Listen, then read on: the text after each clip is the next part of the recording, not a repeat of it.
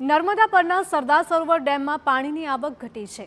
નર્મદા નદી કાંઠાના ગામો માટે આ રાહતના સમાચાર કહી શકાય। મધ્યપ્રદેશના ઉપરવાસમાંથી વરસાદ ઓછો થતાં હવે રાહત મળી છે। ઓમકારેશ્વર ડેમમાંથી પાણી છોડવાનું ઓછું કરવામાં આવ્યું છે। રાત્રે 9 વાગ્યાથી 23 પૈકીના 8 દરવાજા બંધ કરાયા છે।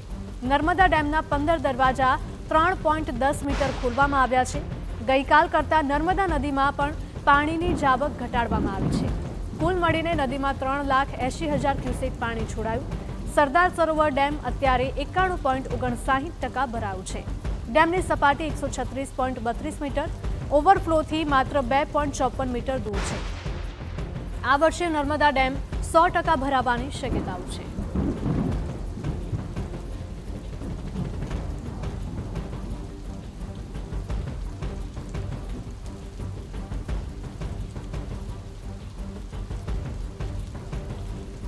સરદાર સરોવર ડેમમાં અત્યારે પાણીની આવકમાં નોંધપાત્ર ઘટાડો થયો છે।